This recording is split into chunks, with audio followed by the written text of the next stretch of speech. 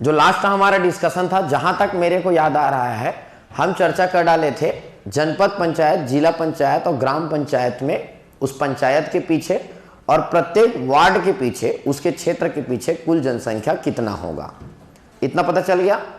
ये हम जरूर पते कि ग्राम पंचायत में जो सदस्यों की संख्या होगी, एक ग्राम पंचायत में कम से कम 10 अधिकतम 20, जनपद में कम से कम 10 अधिकतम 25, जिला पंचायत में कम से कम 10 और अधिकतम इतना पढ़ा लेते। चल भाई, अब कभी मैं जब शुरुआत में पढ़ाया था बोला था पंचायती राज में आरक्षण होगा, पढ़ाया था पंचायती राज व्यवस्था में आरक्षण का प्रावधान होगा, और रियली प्रावधान है भी। अनुसूचित जाति के लिए, जनजाति के लिए, ओबीसी वर्ग के लिए, महिलाओं के लिए आरक्षण है।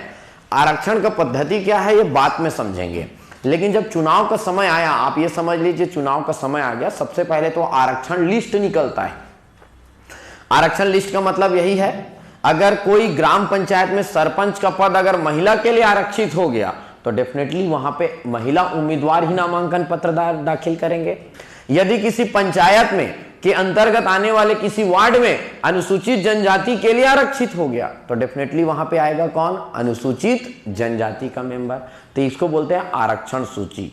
अब आया हमारा चुनाव का समय, काहे का समय आ गया, चुनाव का समय। चुनाव का जब समय आया तो सबसे पहला प्रश्न बनता है आरक्षण सूची कौन जारी करेगा। आरक्षण सूची जारी करने की हम बात कर रहे हैं कि जो आरक्षण का लिस्ट निकलेगा कि कौन सा वार्ड कौन किसके लिए आरक्षित रहेगा, वह निकालेगा कौन, इसके बारे में। तो यहां पे आरक्षण की सूची में आप याद रखेंगे, आरक्षण सूची ग्राम पंचायत के लिए निकालेगा कलेक्टर।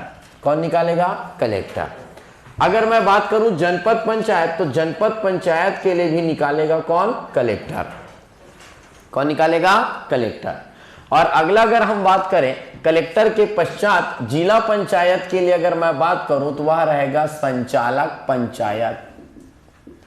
अच्छा, थोड़ा बहुत देखने से आपको समझ में आ रहा है पद। देखो कभी भी आप बात करेंगे समझ के देखें उस पिछले क्लास से, कलेक्टर का पद बड़ा है या संचालक पंचायत का, पक्का इतना समझ में आया। और आप ये बात भी समझ सकते हैं ग्राम पंचायत बड़ा होता है या जिला पंचायत, तो डेफिनेटली यहां पे शक्तियां बढ़ती जाएगी। अगर यहां पे कलेक्टर से स्टार्ट होगा तो डेफिनेटली बाद वाले में जब आप जनपद या जिला पंचायत में जाओगे तो वहां पे शक्तियां बढ़ती जाएंगी। क्लियर है? तो ये हम धीरे धीरे आपको समझ में आ जाएगा। तो ये आरक्षण सूची कि कौन सा जगह कैसा रहेगा, किसके लिए आरक्षित रहेगा, बहुत महत्वपूर्ण दिन होता है ये, क्योंकि गांव में पता चलता है उस समय कि किस जाति का व्यक्ति सरपंच बनेगा या कौन से जाति या महिला बनेगी, ये सब बात इसी दिन पता चलता है। ये आरक्षण का सूची निकल गया। अच्छा, अगर हम बात करें तो एक चर्चा मैं शायद तक लास्ट में आप लोगों को पढ़ाते पढ़ाते किया था, पढ़ाते पढ़ाते एक चर्चा मैं किया हुआ था कि अगर कोई उम्मीदवारी करना चाह रहा है तो कोई जरूरी नहीं है कि वो व्यक्ति उसी वार्ड से हो या उसी क्षेत्र से हो, बस यही मैटर करता है कि वो व्यक्ति जो उम्मीदवारी कर रहा है पंच बनने के लिए, कोई सदस्य बनने के लिए, वह ग्राम पंचायत के अंतर्गत किसी भी क्षेत्र से, किसी भी क्षेत्र में उनका मतदाता सूची में नाम दर्ज हो। जो मैं बोला वो लाइन समझ में आया? शायद तक पिछले क्लास में डिस्कशन हो चुका है ना, तो उसमें डिस्कशन में मैं नहीं जा रहा हूं। अब आता है दोस्त नामांकन पत्र। किसके बारे में? नामांकन पत्र भरने की बात आती है। नामांकन पत्र। अच्छा, कितने कौन कौन से पदों के लिए नामांकन दाखिल किया जाएगा? कौन कौन से पदों के लिए नामांकन दाखिल किया जाएगा, कोई बता सकता है? एक किसके लिए? पंच। दूसरा किसके लिए? सरपंच। पक्का ना? उप सरपंच के लिए नामांकन कंफर्म हो? क्यों नहीं हो रहा है? पंच लोग मिलकर उप सरपंच को चयन करेंगे।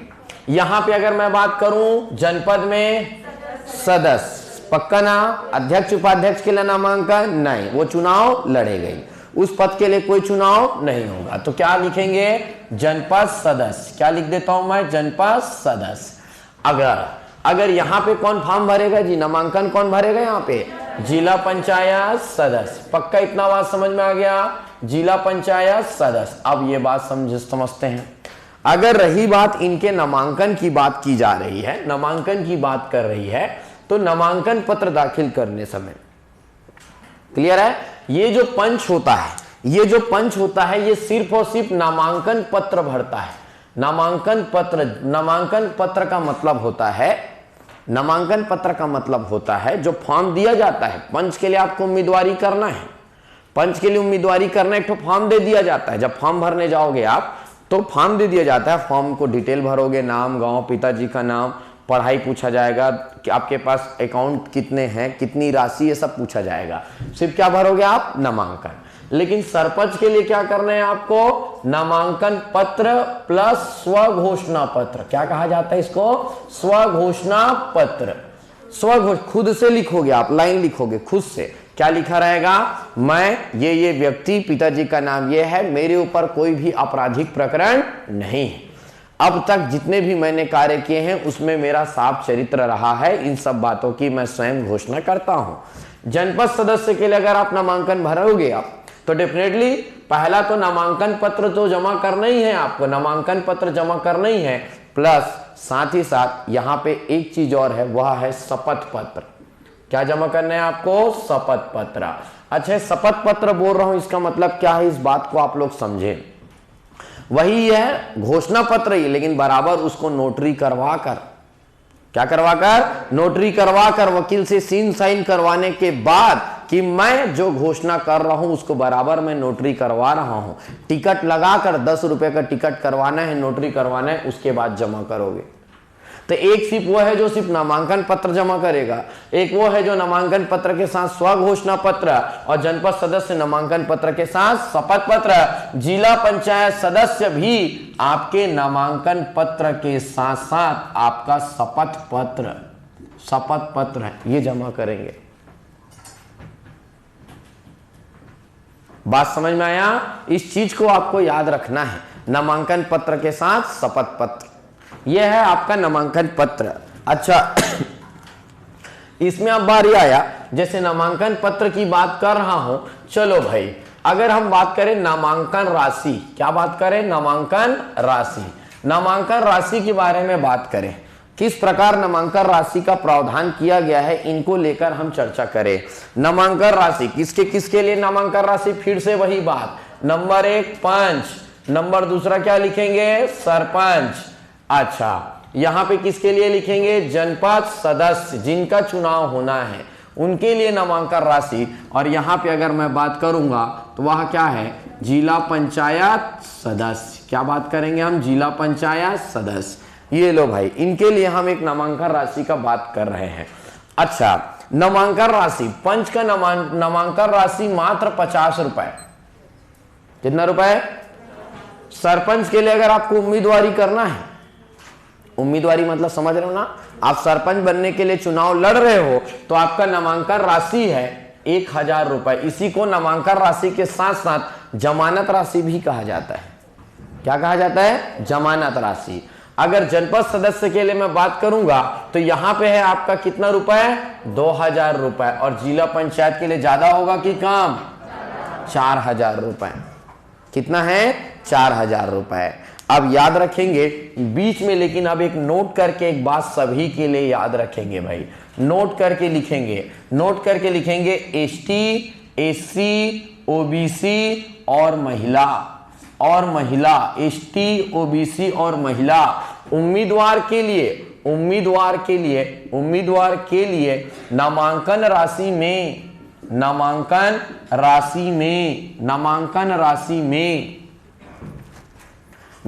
राशि में 50% की छूट, 50% की छूट। अलग अलग मैं लिख नहीं रहा हूं, यहां 50 का 25 हो जाएगा। अगर कोई महिला है और पंच को उम्मीदवारी कर रहा है तो नामांकन राशि कितना जमा करेंगे? वो 25 रुपए। अगर वो जिला पंचायत के लिए फॉर्म भर रही नामांकन पत्र और महिला है तो कितना रुपए? 2000। अलग से लिखने का जरूरत नहीं है, बस ये लाइन जो लिख दिया हूं। बच कौन गया बेचारा? जनरल पुरुष। कौन बचा? जनरल पुरुष बस पूरा पैसा देगा, बाकी सब के लोग कम पैसा देंगे। लेकिन ऐसा नहीं लिखा जाता है, कि जनरल पुरुष बस ये पैसा देंगे, ऐसा लिखना एकदम उचित नहीं है। क्लियर है? वो बात अलग है, पढ़ के वही निष्कर्ष निकलता है। क्लियर है भाई? पक्का? नामांकन जमा हो गया। और अगर नामांकन जमा हो गया, अच्छा ये जमानत राशि है। जमानत राशि, कभी भी जमानत राशि का मतलब क्या होता है? चाहे विधानसभा, लोकसभा चुनाव, कोई भी चुनाव लड़ो आप, जमानत राशि का मतलब ये होता है आप जिस भी जगह से, जिस भी क्षेत्र से उम्मीदवारी कर रहे हो, चुनाव हुआ और आपने कुल वैध मतों का 1/6 वैध मत पा गया, तो आपको ये जो जमानत राशि है वो वापस दे दी जाएगी। लेकिन यदि आपका हार बहुत बुरी तरीके से हुआ, इतने बुरी तरीके से हुआ कि आपने कुल वैध मतों का 1/6वां हिस्सा भी प्राप्त नहीं कर पाया, तो आपको ये जब्त कर ली जाएगी। और इसी प्रकार किसी को अपमानित किया जाता है, ये तो ऐसे हारा कि इसका जमानत ही जब्त हो गया। वो बात अलग है, कोई भी 25 रुपया या 50 रुपया मांगने जाएगा क्या? आज के डेट में पेट्रोल उससे ज्यादा महंगा है। अगर अपने ब्लॉक स्तर में अगर लेने भी चले जाए तो पेट्रोल का खर्चा ज्यादा है, लेने कोई नहीं जाएगा। ये बेइज्जती करने का तरीका है। कई लाख रुपए वो खर्चा कर डाला बेचारा, वो 4000 लेने जाएगा, वो लेने जाएगा? नहीं जाएगा। तो जो मैं बोल रहा हूं समझ पा रहे हैं? जमानत जब्त होना एक शब्द है, बहुत ही अच्छा शब्द है। क्लियर है? चलो, नामांकन राशि सब हो गया। हमको भी पता चल गया पंच के पीछे 100 आदमी है, सरपंच के पीछे 1000 से 2000 आदमी है, जनपद एक सदस्य के पीछे कितने हैं? 5000। 5000 लोगों में उसका चुनाव होना है। बहुत लोग उम्मीदवारी कर रहे हैं, जिसको ज़्यादा वोट मिलेगा वो जीतेगा, जीत कर पंचायत में जाएगा। हो सकता है ये भाई साहब सदस्य बनने के बाद अध्यक्ष भी बन जाए और उपाध्यक्ष भी बन जाए। सेम जिला पंचायत में होगा। बढ़िया चुनाव का वक्त आता है। चुनाव का वक्त, एक गांव का आदमी कितना मत देने वाला है? 4। एक गांव का आदमी कितना मत? 4, क्योंकि वो अपने वार्ड में भी आता है, वो अपने गांव में भी आता है, वो एक जनपद में भी आता है और एक जिला में भी आता है। 4 मत देने वाला है। अब 4 मत है, इसलिए अब होता है मत पत्र का रंग। मत पत्र का रंग, मत पत्र समझते हो जी? जिसमें लिखा रहता है मत पत्र का रंग। देखो 4 अलग अलग मत देना है उसको, 4 अलग अलग वोट करना है, तो 4 अलग अलग वोट करने के लिए चारों मत पत्र का अलग अलग रंग कर दिए। चलो फिर से 4 लिखो आप। एक आ गया पंच, दूसरा आ गया आपका सरपंच, जनपद में आपका बनेगा जनपद सदस्य। ये लो भाई जनपद सदस्य।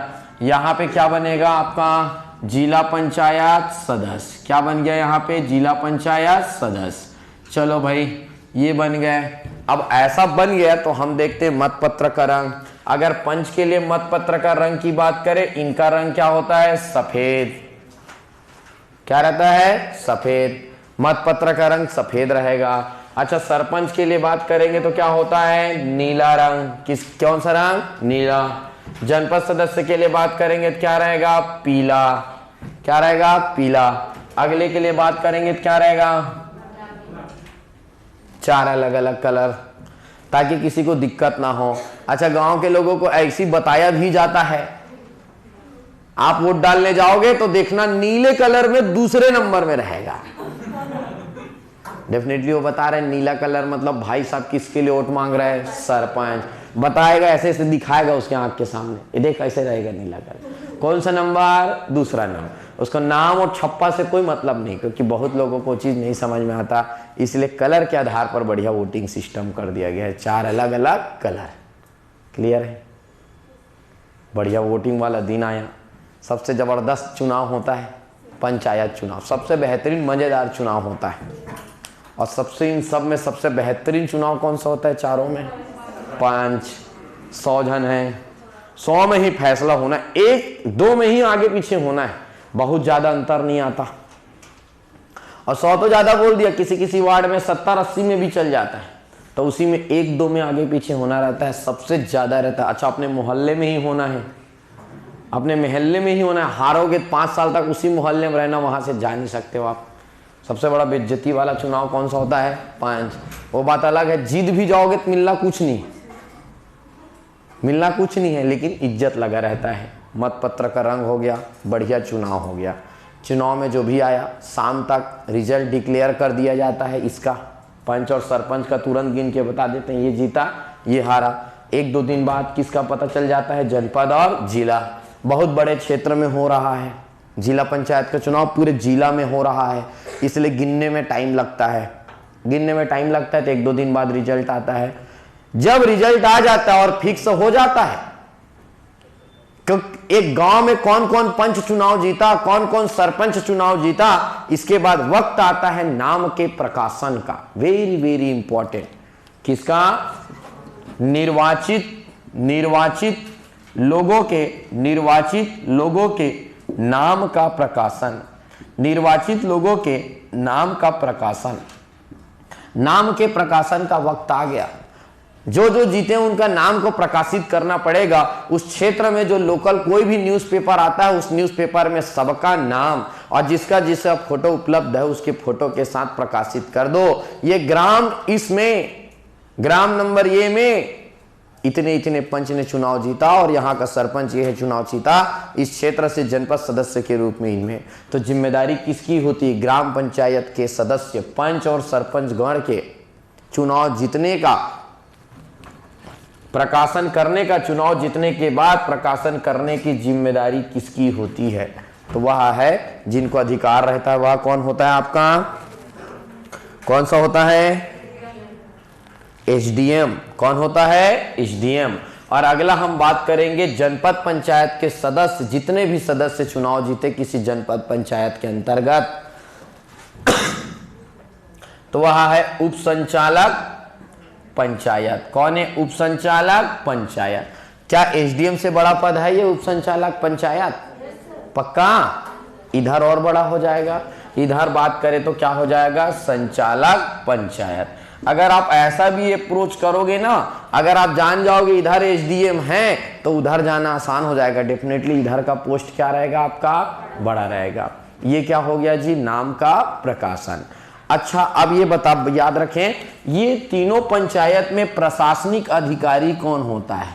प्रशासनिक अधिकारी कौन होता है? अगर मैं प्रशासनिक अधिकारी की बात करूं, प्रशासनिक अधिकारी, सचिव वेब सीरीज देखे होंगे, गांव के लोग पंच और सरपंच लोग रहते हैं, लेकिन प्रशासनिक एक अधिकारी के रूप में कौन होता है? ग्राम सचिव। अच्छा, ग्राम सचिव परमानेंट पोस्ट हो गया। बाकी पदाधिकारी तो हर 5 साल में बदल दिए जाएंगे, लेकिन वो ग्राम सचिव कभी नहीं बदलेगा। तो एक प्रशासनिक अधिकारी होता है। तो ग्राम पंचायत में प्रशासनिक अधिकारी कौन होता है जी? ग्राम सचिव। जनपद पंचायत में प्रशासनिक अधिकारी कौन होता है? जनपद पंचायत सीईओ, चीफ एग्जीक्यूटिव अधिकारी, मुख्य कार्यपालन अधिकारी कहा जाता है। चीफ एग्जीक्यूटिव ऑफिसर कहा जाता है, मुख्य कार्यपालन अधिकारी। ये जनपद पंचायत सीईओ। यहाँ पे प्रशासनिक अधिकारी कौन है आपका? जिला पंचायत। कौन है? जिला panchayat CEO, chief executive officer, मुख्य कार्यपालन अधिकारी। वो जिला पंचायत दोनों सीईओ है, लेकिन एक जनपद है और एक जिला है। मैं गारंटी दे रहा हूं, अगर आप में से किसी को अच्छे पढ़ाई के पश्चात डिप्टी कलेक्टर का पद मिला, मैं गारंटी दे रहा हूं 95% चांस है आप जनपद पंचायत सीईओ पहले बनोगे। आपको 2 साल 3 साल तो यही काम करवाएगा विभाग, उसके बाद आपको एक्चुअल में 4 साल 5 साल बाद एसडीएम या ज्यादा होगा तहसीलदार बना देंगे। लगता जरूर है हम डीसी बन गए, और डीसी का भाव आपको 6 साल बाद 7 साल बाद मिलेगा। बात समझ में आ रहा है? जनपद पंचायत सीईओ पहले बना दिया जाता है। तो ये ऐसे प्रशासनिक अधिकारी बनता है, धीरे से काम आएंगे। मतलब पंच, सरपंच, उप सरपंच अगर गांव में हैं तो एक प्रशासनिक अधिकारी के तौर पर उनके साथ कौन कौन रहेंगे? ग्राम सचिव। कौन रहेंगे? ग्राम सचिव। सचिव का काम तो यह है वहां पे रहकर देखना कि काम संवैधानिक और वैधानिक तरीके से हो रहा है या नहीं हो रहा है, बराबर बैठक में गणपूर्ति हो रहा है या नहीं हो रहा है। इन सब बातों को ध्यान देने के लिए प्रशासनिक अधिकारी बनाया गया। लेकिन अंतिम निर्णय किसका रहेगा? सरपंच। लेकिन दोनों का तुलना करना गलत होगा। एक अलग डायरेक्शन से आ रहा है, एक अलग डायरेक्शन से। एक चुनाव जीत कर आ रहा है, एक एग्जाम जीत कर आ रहा है। बात समझ में आया कि नहीं आया? समझ रहे ना? और ये सब बनो, मैं बता रहा हूं, ये सब बेकार काम है। क्या बनो? पंच, सरपंच। अब पता चल गया कौन कौन जीता, तो अब हमारा अगला काम क्या है? अगला काम क्या है, सभी को पहली बार ग्राम पंचायत में बुलाना। कहाँ बुलाना? ग्राम पंचायत एक भवन होता है, ग्राम पंचायत एक भवन, वहां पे पदाधिकारी लोग ही बैठते हैं, जो चुनाव जीते रहते हैं उन्हीं लोग ही बैठते हैं, उन सबको बुलाना। अब आ जाओ भाई, आप लोग चुनाव जीत गए, 5 साल के लिए डन हो गए आप लोग, बुलाना। अब उसी को कहा जाता है प्रथम बैठक। क्या कहा जाता है? प्रथम बैठक। अगला पॉइंट हम पढ़ने वाले किसके बारे में? प्रथम बैठक। किसका प्रथम बैठक? पंचायत का प्रथम बैठक, ग्राम पंचायत का पहला बैठक, जनपद पंचायत का बैठक, जिला पंचायत। जब पहली बार वो सदस्य लोग, जीते हुए लोग आकर सदन में बैठेंगे, पंचायत में बैठेंगे, तो उसी को क्या कहा जाता है? पहला बैठक। अच्छा, पहले बैठक में आएंगे तो आप याद रखेंगे, अभी उन लोग सिर्फ चुनाव जीते हैं, चुनाव जीते हैं, शपथ नहीं लिए हैं। अभी क्या लेना पड़ेगा? अपने पद का शपथ। कई लोग 2 ठो 3 ठो चुनाव जीत गए, पंच का भी सरपंच का भी, बता डाला हूं ना इस क्लास में। पक्का एक व्यक्ति 2 जगह सरपंच का चुनाव लड़ सकता है कि नहीं लड़ सकता है? अलग अलग पदों का चुनाव लड़ सकता है क्या? पक्का। अगर वो जिस भी ग्राम पंचायत में आता है वहां से एक पंच का चुनाव लड़ रहा है, दूसरे गांव से सरपंच का चुनाव लड़ सकता है कि नहीं? दूसरे गांव से चुनाव लड़ सकता है कि नहीं सरपंच का? क्यों नहीं लड़ सकता? क्योंकि उस गांव के मतदाता सूची में उसका नाम दर्ज। पक्का पक्का। ABCD 4 वार्ड है, वो A वार्ड से आता है, वो D वार्ड से चुनाव लड़ सकता है कि नहीं? पक्का। सब समझ में आ रहा है? इतने तेजी से कैसे समझ में आ रहा है? ये भी अपने आप में बहुत बड़ा क्वेश्चन मार्क है। ठीक। प्रथम बैठक क्या पढ़ते हैं हम लोग? पहली बार जब बैठक हो रहा है, अगर पहली बार जो बैठक हो रहा है बात कर रहे हैं, तो याद रखेंगे पहला बैठक कब बुलाया जाएगा। याद रखेंगे नाम प्रकाशन के 30 दिनों के भीतर, नाम प्रकाशन के 30 दिनों के भीतर। Very very important.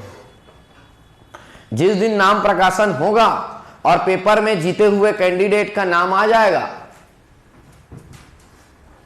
बोलना, कम से कम हंसता है तो मास्क ऊपर कर लिया करना, पता तो नहीं चलेगा। चलो, प्रथम बैठक नाम प्रकाशन के 30 दिनों के भीतर। चलो भाई, तो क्या हो गया? प्रथम बैठक बुलाने वाले हैं। अब प्रश्न बनता है, ये प्रथम बैठक बुलाने की जिम्मेदारी किसकी होगी? किसकी होगी? डेफिनेटली जो प्रशासनिक अधिकारी है। यहाँ पे किसका अधिकारी होगा? वो ग्राम सचिव। यहाँ पे किसकी जिम्मेदारी होगा? जनपद पंचायत CO। और यहाँ पे भी किसका होगा? जिला पंचायत CO। और ये हो गया प्रथम बैठक। पूरे जीते हुए लोग आकर एक जगह बैठ रहे हैं, सभी तीनों पंचायत में एक जगह आकर बैठ रहे हैं। और याद रखेंगे दोस्त, यहाँ पे अब 2 चीजें हैं। नंबर 1, पहला बात याद रखेंगे कार्यकाल। क्या याद रखना है? कार्यकाल। कार्यकाल बोलने का मतलब क्या है, इस बात को समझेंगे आप। कार्यकाल, अब जो जीते हुए कैंडिडेट है उनका कार्यकाल क्या होगा? पहली बात तो याद रखेंगे, अगर ये कार्यकाल गिनना है तो कार्यकाल गिना जाएगा प्रथम बैठक की तारीख से। कहां से गिना जाएगा? प्रथम बैठक की तारीख से, ना ही शपथ ग्रहण की तारीख से, ना ही नाम प्रकाशन की तारीख से, ना ही जीते हुए लोगों की घोषणा होने की तारीख से। किस दिन से गिना जाएगा? प्रथम बैठक। वेरी वेरी इंपॉर्टेंट, यही बात आपसे बार बार पूछा जाएगा। किस तारीख से? प्रथम बैठक। यहां पे लिख लो, कार्यकाल कहां से गिना जाएगा? प्रथम बैठक की तारीख से। और सामान्यतः जो कार्यकाल होता है वह होता है 5 वर्ष। यहां पे भी कितना वर्ष? 5 वर्ष। यहां पे भी आप याद रखेंगे 5 वर्ष। और बाद में जब पूरा ये पैटर्न मैं समाप्त कर लूंगा तो लास्ट में आपको बताएंगे कि ऐसा कौन सा और परिस्थिति होता है जिसमें, मतलब 5 वर्ष कार्यकाल है, कोई बीच में सदस्य छोड़ दिया, त्याग पत्र दे दिया, रिक्त हो गया, तो उस परिस्थिति में क्या होगा? अचानक से अगर किसी सरपंच की मृत्यु हो गई, त्याग पत्र दे दिए, तो उस गांव का सरपंच कौन होगा? ये सब चर्चा का विषय कार्यकाल को लेकर मैं बाद में डिस्कस करूंगा। क्लियर है? बस इतना ही जान लो, गिनेंगे किस दिन से? प्रथम बैठक की तारीख से। क्या गिना जाएगा? कार्यकाल। अगर ये कार्यकाल गिनना शुरू कर दिए, अब आता है शपथ। क्या करवाना है? शपथ। अब आता है शपथ। सबको शपथ दिलवाने की नहीं? बिल्कुल। चलो भाई, अब आता है शपथ के बारे में।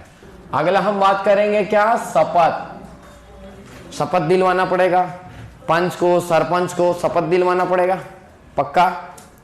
चलो भाई, शपथ दिलवाते हैं। अच्छा, आप क्या सोचते हो? ढंग से बताना, उत्तर सोच समझ कर देना, जल्दबाजी में नहीं देना। जब पहला बैठक हुआ तो आपको क्या लगता है, हम लोग अपना उप सरपंच, अध्यक्ष, उपाध्यक्ष चुने या पहले शपथ लें? क्यों पहले शपथ लोगे?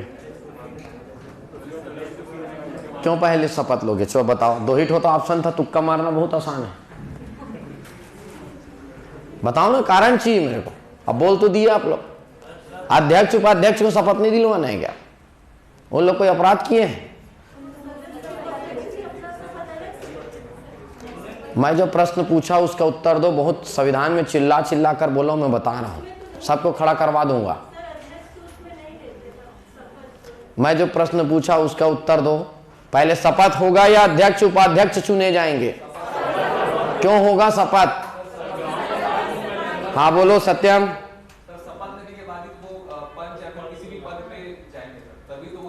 हाँ गुड, ये उत्तर सुनना चाह रहा था।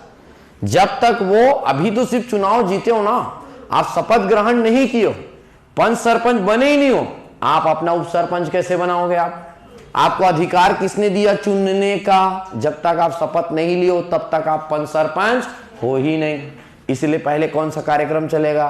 शपथ। कौन सा कार्यक्रम? तो कौन शपथ लेगा?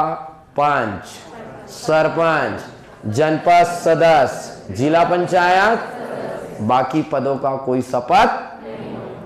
समझ में आया?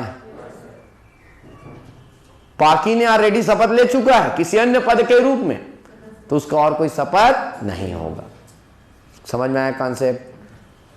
के सदस्यों को, पंच को और सरपंच को शपथ दिलवाने की जिम्मेदारी होगी एसडीएम, या कहीं कहीं लिखा रहेगा एसडीओ। कंफ्यूज नहीं होना, दोनों एक ही आदमी होता है। कौन दिलाएगा? एसडीएम। तो इधर पद बढ़ेगा कि कम होगा? पक्का। यहां पे आ जाओ, अपर कलेक्टर। क्या आएगा आपका? अपर कलेक्टर। और यहां पे कौन सा आएगा आपका? कलेक्टर। कौन सा आएगा आपका? कलेक्टर।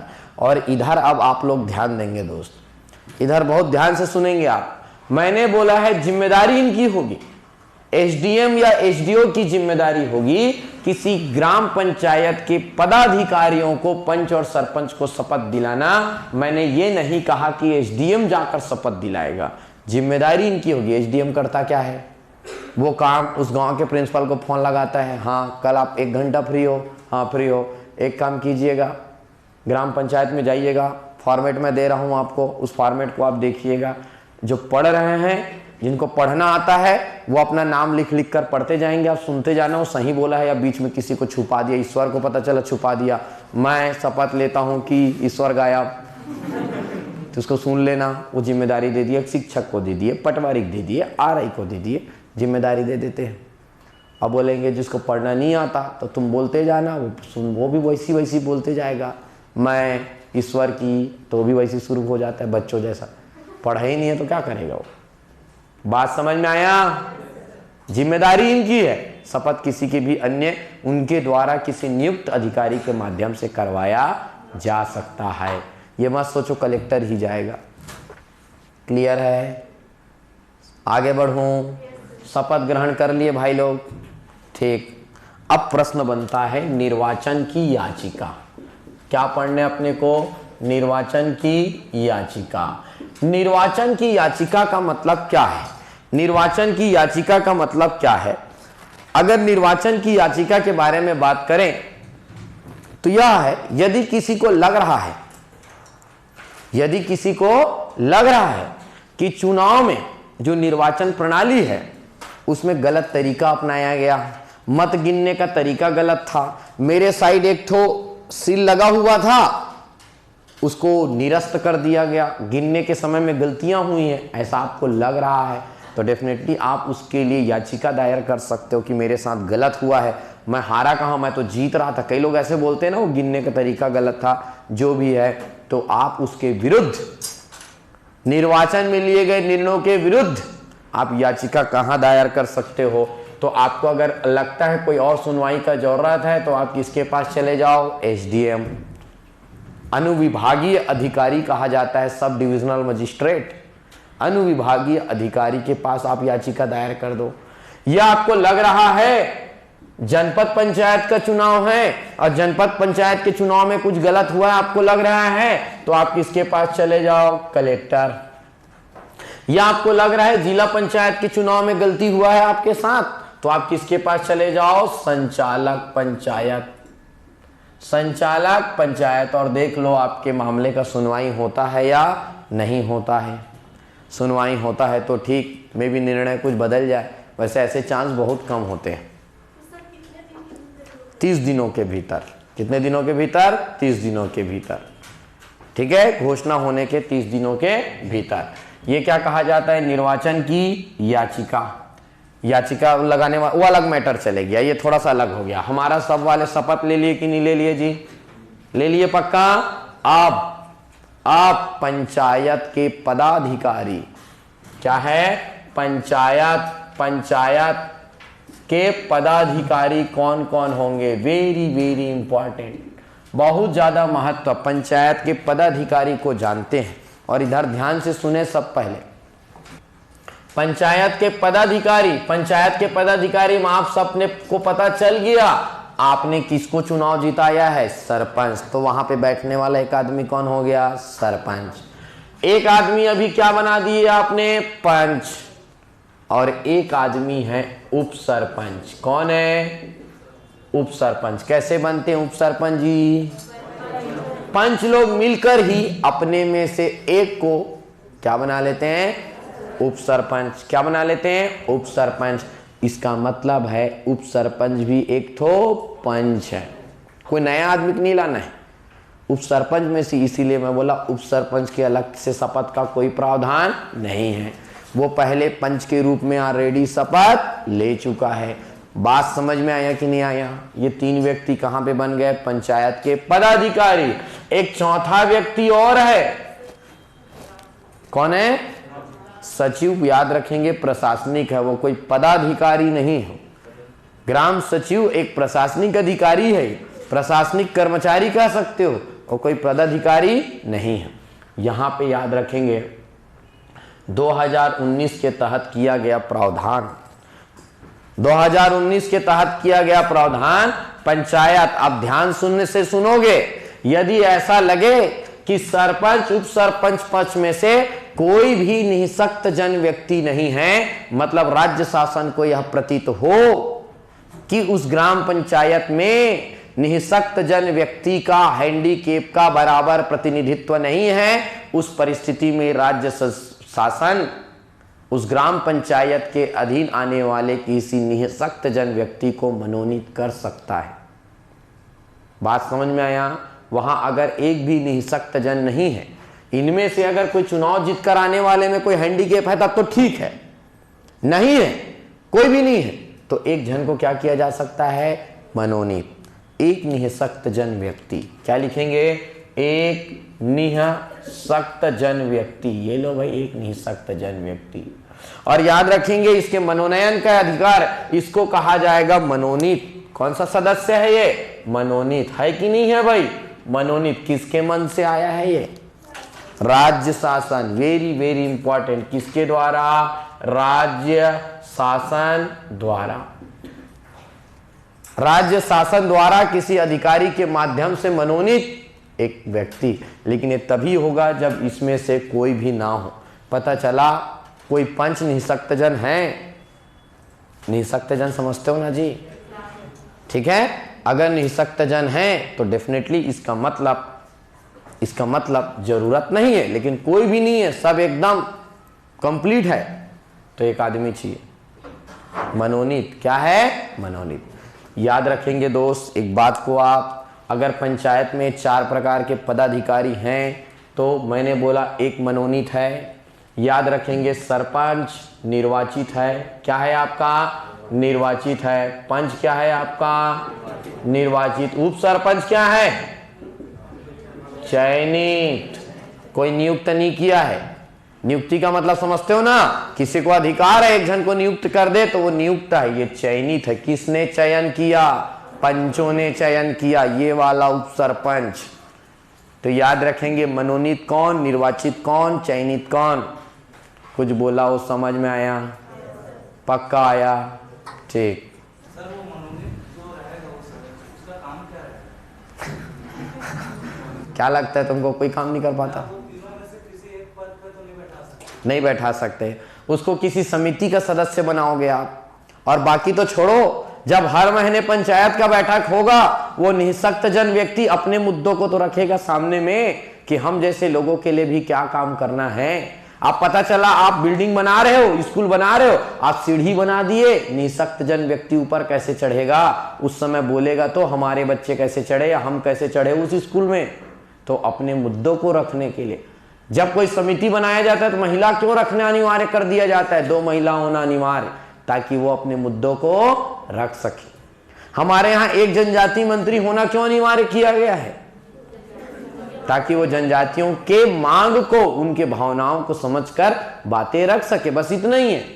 बस इसलिए बोला गया एक निःशक्त जन व्यक्ति, ताकि उनकी भावनाओं को, उनके विचारों पर चर्चा किया जा सके, इसलिए उनका जरूरत महसूस किया गया। भूपेश बघेल सरकार की देन है। अच्छा प्रावधान है, जरूरत है, वैसे लोगों की जरूरत है। जब वो कमजोर वर्ग के लोग आकर किसी समिति में पदाधिकारियों के साथ बैठेंगे, अपनी भावनाओं को, अपनी इच्छाओं को रखेंगे, तब तो हम समझ पाएंगे, तब तो हम कुछ उसके लिए कानून बना पाएंगे। बात समझ पा रहे हैं? इसलिए ऐसा प्रावधान किया गया। उपसरपंच के लिए आरक्षण, हाँ बिल्कुल हो जाएगा आरक्षण। अगर ये जनरल है तो बिल्कुल ST SC होना जरूरी है, बाद में चर्चा करेंगे। मैं बोला आरक्षण बाद का चर्चा का विषय, इसीलिए मैं छोड़ दिया, नहीं तो सब मिक्स वेज बनेगा, बता देता हूं। बात समझ में आ रहा है? अभी एकदम फ्रेश सब्जी चलने दो। अभी इतना समझ में आया कि नहीं आया? आरक्षण और कार्यकाल में मुद्दा छोड़ दिया हूं, क्योंकि बाद में ये जब सीरीज ऐसा वाला पैटर्न खत्म होगा तब हम एक साथ चर्चा करेंगे। चलो यहां आ जाओ। यहां पदाधिकारी कौन कौन हुए इसको देखे, 1 2 3। अच्छा, सबसे पहले आपने क्या बनाया जी? जनपद पंचायत सदस्य। क्या बनाया? जनपद पंचायत सदस्य। सदस्य लोग ने क्या चुन दिया? क्या चुन दिया? उपाध्यक्ष। सदस्य लोगों ने ही क्या चुन दिया? अध्यक्ष। क्या चुन दिया? अध्यक्ष। Number 4, number 4, very very important, सुनते जाएंगे। इस पंचायत के अंतर्गत आने वाले सभी विधायक। उदाहरण इधर समझेंगे आप, पहले समझें फिर बनाएं। मैं बोला कि ये वाला एक हमारा जनपद पंचायत है, ऐसी बताया था कल। और पंचायत बनाने के लिए इस पूरे जनपद क्षेत्र को अलग अलग वार्ड में, अलग अलग क्षेत्रों में बांट दिए कि नहीं बांट दिए जी? डेफिनेटली ये इतना बड़ा जनपद है, इस जनपद का पंचायत चुनाव हुआ, ये लोग कौन कौन चुनाव जीते पता चल गया। आपने अपना अध्यक्ष चुन लिया, आपने अपना उपाध्यक्ष चुन लिया, बाकी लोग सदस्यगण हैं। अब ऐसा क्या? डेफिनेटली यदि ये एक जनपद पंचायत है तो डेफिनेटली ये किसी न किसी विधानसभा के अंतर्गत आता होगा कि नहीं? ये किसी विधानसभा क्षेत्र में आएगा कि नहीं आएगा? पक्का आएगा। अच्छा, कोई जरूरी क्या एक ही विधानसभा क्षेत्र में आ जाए? हो सकता है इसका दूसरा हिस्सा किसी और विधानसभा क्षेत्र में आ रहा है, हो सकता है कि नहीं होता है? बिल्कुल होगा। तो इसका जो विधायक होगा, इस क्षेत्र को जो विधायक होगा, वो विधायक यहां का मेंबर होगा। हो सकता है एक ही ठो गांव, कोंटे का एक ठो गांव किसी में आ रहा है, एक ठो गांव आ रहा है बस, वो तो परिसीमन आयोग तय करेगा। कल पढ़े कि नहीं पढ़े? आए, ये विधायक आ रहा है, ये विधायक भी यहाँ का मेंबर है। अच्छा, ये विधायक उधर भी किसी जनपद पंचायत का हिस्सा है, उधर का भी मेंबर बनेगा वो। उसके विधानसभा क्षेत्र में जितने भी जनपद पंचायत होंगे, वो सभी जनपद पंचायत के पदेन सदस्य हो जाएंगे। कौन सा सदस्य? पदेन समझते हो? वो पद जब वहां का हो जाता है। बात समझ में आया कि नहीं आया? कौन से? इस पंचायत के अंतर्गत आने वाले सभी विधायक। कौन आएंगे? सभी विधायक। अब विधायक 3 हो, 4 हो, 2 हो, 1 हो, डजंट मैटर, एक आध जन तो जरूर होंगे। होंगे कि नहीं होंगे? बिना विधानसभा के हो सकता है क्या ये? हो सकता है कि नहीं? पक्का? नहीं समझ में आया लाइन। चलो अगला 5वां लिखो। विधायक लोग हो गए। चलो अगला, चलो 5वां एक और। इस जनपद पंचायत के अंतर्गत आने वाले, इस जनपद पंचायत के अंतर्गत आने वाले 20% सरपंच प्रत्येक 1 वर्ष के लिए, प्रत्येक 1 वर्ष के लिए। अब सुनो मैं क्या बोलना चाह रहा हूं, इधर ध्यान दो, फिर लिखना। चलो ये अगर आपका जनपद पंचायत है, आप सभी को पता है दोस्त, यहां इसके अंतर्गत बहुत सारे गांव होते हैं। एक क्षेत्र के अंतर्गत लगभग 8-9 गांव होते हैं। 8-9 बहुत सारे गांव हो गए, लगभग 100 गांव। इस पंचायत के अंतर्गत कितने गांव आ गए? 100। ये लो 100। अच्छा 100 ग्राम पंचायत बने, इसका मतलब 100 सरपंच बने। 100 सरपंच बने ना? वो 100 सरपंच इस जनपद पंचायत के मेंबर होंगे, लेकिन 1 साल में 20%। इसको जोड़ दो, अलग अलग तोड़ दो 5 पार्ट में, 20 20 20 20 20। 5 वर्ष में पहले साल ये 20 का नंबर लगा पहले साल में, अगले साल ये लोग नहीं रहेंगे, ये अगला 20 सरपंच, फिर अगले साल ये वाला 20 सरपंच। समझ में आया? एक किसी गांव के सरपंच को किसी जनपद पंचायत के सदस्य बनने का मौका कितने साल तक के लिए मिलेगा? पक्का? चक्रानुक्रम में। किस क्रम में? चक्रानुक्रम में इस कहा जाता है इसको। पहले इसको मिलेगा, पहले इस 20 इस 20 इस 20। 100 को बना देते तो क्या होता? अब सोचो कभी जनपद पंचायत का बैठक होता, 100 सरपंच आते, ऐसा लगता मेला मड़ई लग रहा है। चाय नाश्ता वाले बाहर दुकान भी खोल देते, 100 तो आएंगे कम से कम। हाँ, किराए में कुर्सी टेंट लगवाना पड़ जाता, बैठक भवन में कम, बाहर ज्यादा होता। 100 लोगों का बैठक छोटी मोटी बात है। अच्छा बुलाना क्यों जरूरी है उन लोगों को? विकास किसका करना है? विकास किसका करना है? गांवों का विकास करना है। इस जनपद पंचायत के अंतर्गत जितने गांव आ रहे हैं उसका विकास करना है। जब वो गांव का मुखिया ही नहीं आएगा तो उस गांव में विकास कितना करना है, कितना हुआ है, ये पता कैसे चलेगा? इसलिए बोला गया गांव के लोगों के यहां लाकर बैठाओ, वो बताएगा सरपंच मेरे तो पैसा ही नहीं भेजते हो। जनपद का पैसा बगल वाले को 20 लाख जाता है, हर साल मेरे को 2 लाख मिलता है। कभी तो हमारे यहाँ भी विकास का काम करो। बगल वाले गांव में पूरे का पूरा सड़क पक्की बन चुका है, हमारे यहाँ काम शुरू नहीं हुआ है। हमारे यहाँ कब सरपंच जाएगा तब तो इस मुद्दे को उठाएगा। अच्छा वही विधायक भी बैठा हुआ है, विधायक भी सुनेगा गांव में परेशानी क्या है। वो विधायक तभी तो जाकर विधानसभा में बोल पाएगा। बात समझ में आया? इस प्रकार चीजों को लेकर पंचायती राज व्यवस्था लाया गया है, ताकि नीचे से लेकर ऊपर तक मुद्दा कैसे समझ में आएगा, गांव में विकास कैसे हो रहा है, कैसे समझ में आएगा, सब एक दूसरे से जोड़ दिया गया है। सरपंच को विधायक के साथ बैठने का मौका मिला, सरपंच के बात को विधानसभा में ले जाने का मौका मिला। यही है पंचायती राज ग्रामीण विकास। बात समझ में आया? ठीक। कितने सरपंच? 20% सरपंच। कितने वर्ष के लिए? 1 वर्ष। कौन से क्रम में? चक्रानुक्रम। क्या कहा जाता है इसको? चक्रानुक्रम। चक्रानुक्रम समझते हो? कुछ नहीं है समझने को, उसमें चक्री है, घूम रहा है। समझ में आया? इसी को चक्रानुक्रम कहते हैं।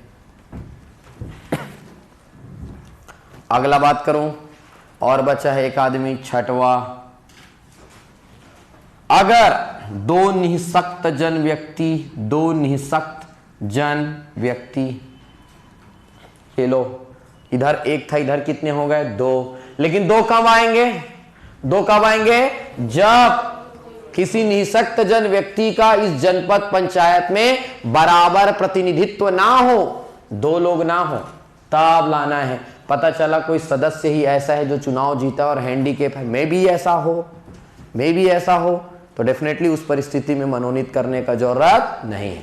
लेकिन अगर नहीं है तो 2 व्यक्ति को मनोनीत किया जा सकता है, निःशक्त जन व्यक्ति। ये भी किसके द्वारा किया जाएगा?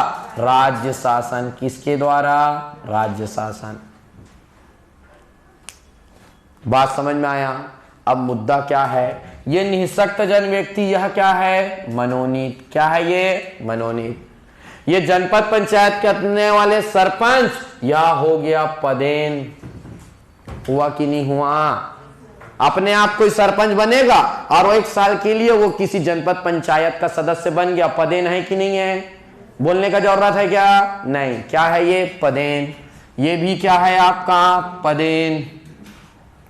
जनपद पंचायत का सदस्य कैसे बने आप? निर्वाचित। ये कैसे बने? चयनित। ये कैसे बने? कुछ समझ में आया कैसे बनाया जाता है प्रश्न? ये सब पदेन हो जाता है। आप एक बार अगर भाव समझ गए, पूरा संविधान आसान होता है। संविधान में शब्दों का क्या मीनिंग है?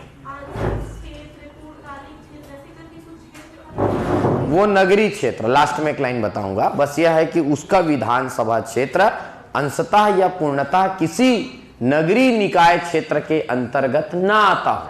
लास्ट में लिखाऊंगा, ठीक है? विधायक बनने के लिए शर्त होता है विधायक और सांसद। चलो अगला हम बात करते हैं, कहां पे आ जाए हम लोग? जिला पंचायत।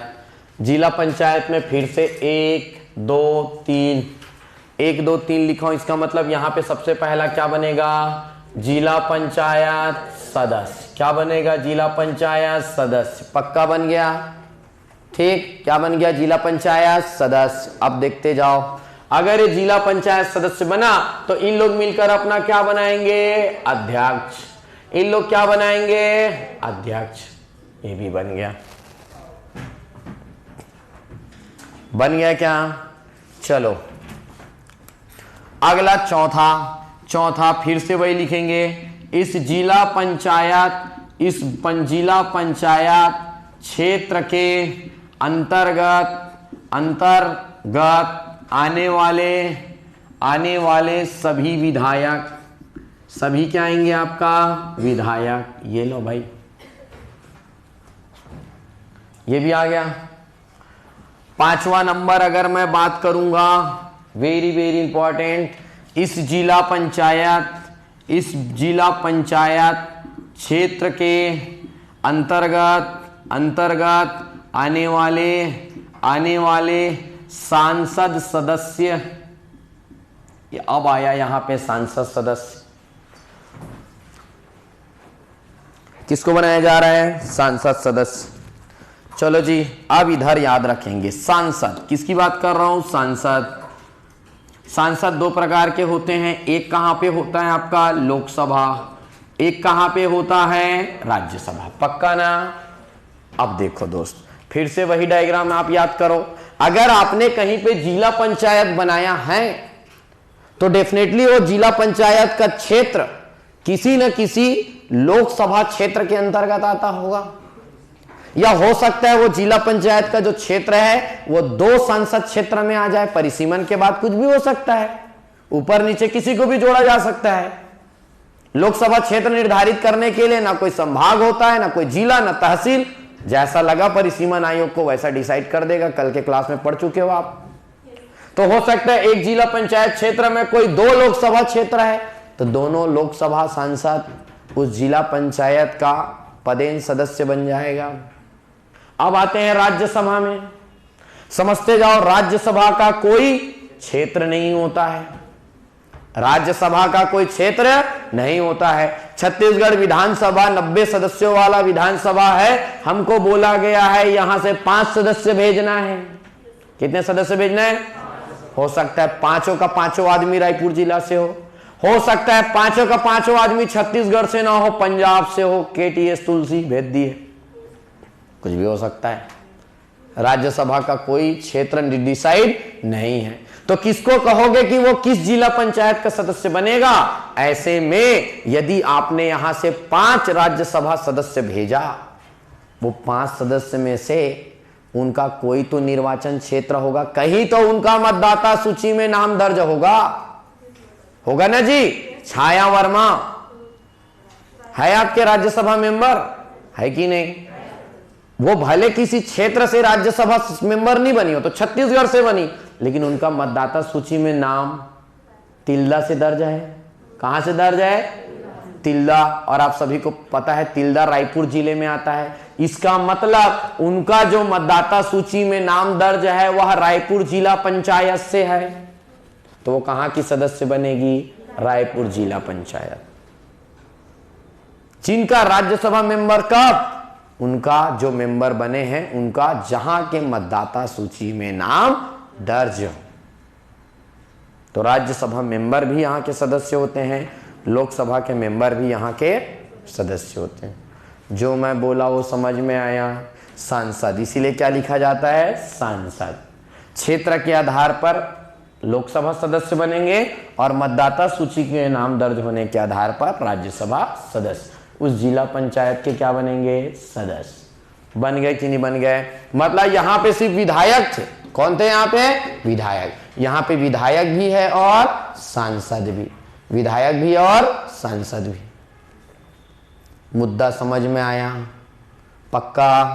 ठीक। अगला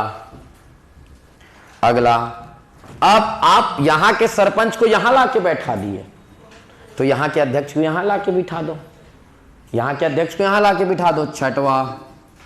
छठवा क्या लिखेंगे? इस पंचायत के अंतर्गत आने वाले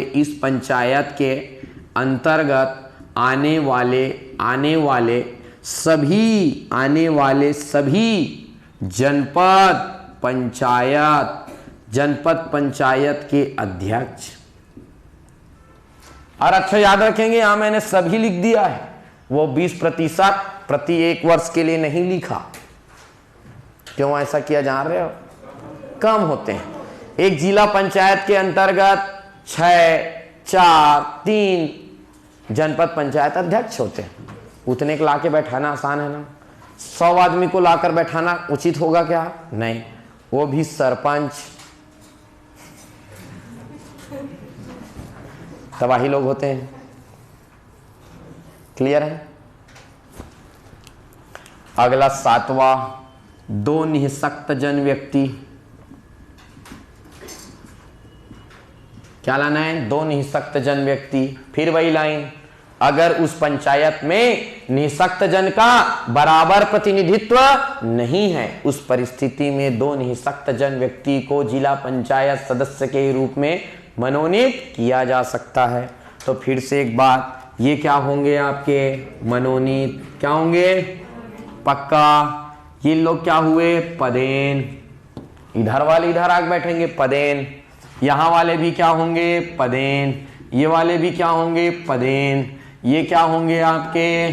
निर्वाचित। पक्का। ये क्या होंगे? भाव समझ में आता है?